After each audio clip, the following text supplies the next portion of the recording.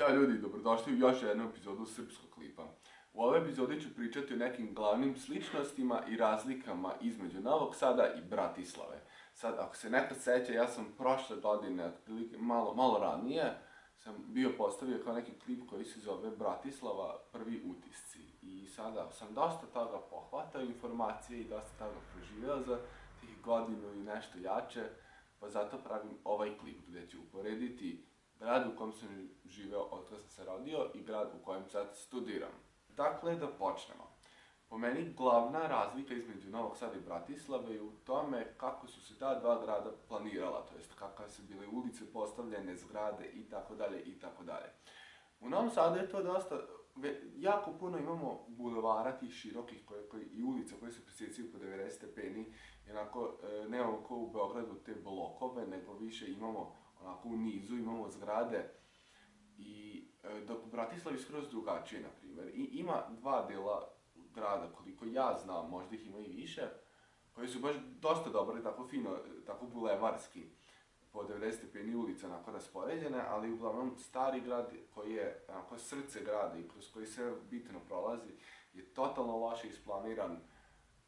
Saobraćajno su, ulice su jako uske i gužve znaju da budu ogromne, a pogotovo i ostale neki delovi grada su dosta onako izgrađene po blokovima, što neki kažu ljudi da kao poboljšava cirkulaciju vazduha, mada ja mislim da u Novom Sadu to imamo dosta dobro regulisano s tim dugačkim bulevarima koji propuštaju protok vazduha, tako da ja mislim da je to mnogo bolje u stvari rješenje nego tako da imamo jako puno prostora neiskorišćenog i tako da se grad širi bez razloga. Odmah kad smo kod planiranja gradova da se nadovežem i na saobraćaj.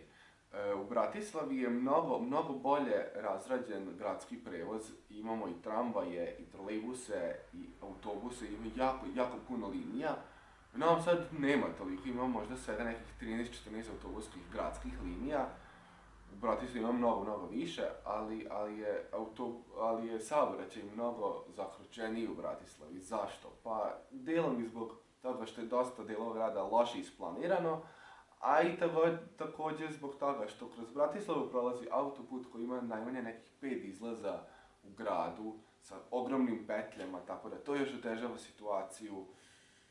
Dok u Novom Sadu također kao postoji ta neka olakšavajuća okolnost što ima jako puno biciklističkih staza i dosta je manji grad samim tim što su kompaktne ulice pa ljudi mnogo više idu peške i mnogo više koriste bicikl.